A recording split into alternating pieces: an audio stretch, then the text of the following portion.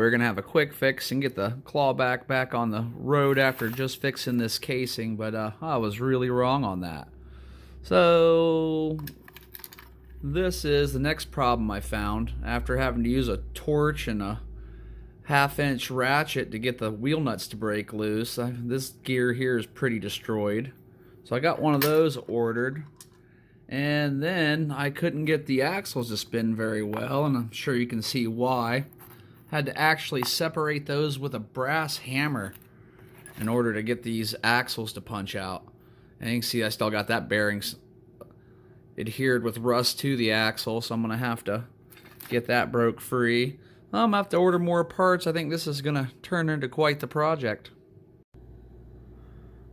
Alright, we have the main gear in, the main diff gear. We got all new bearings from Jim's Bearings. And a big pile of parts. Let's get this monster back together.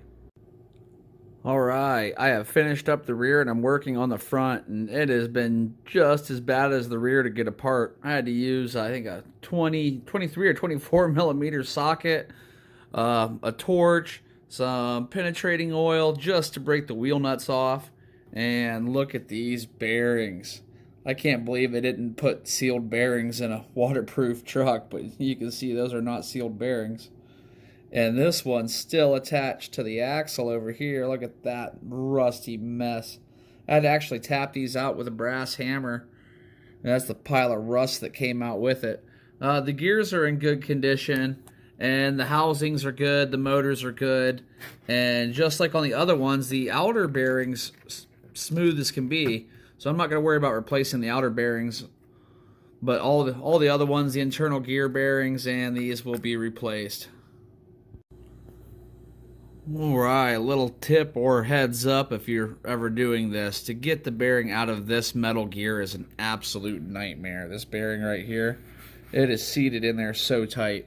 What I ended up having to do was I worked it back and forth a little bit so I could get just a little tiny bit of a gap in between the back there. And I flipped it over and put it in the vise. And I had to make this special screwdriver with a bent tip so I could reach in and get in between the bearing and the seal and then tap the back of the screwdriver with a hammer. And I was finally able, after about 15 minutes, able to work that out of there.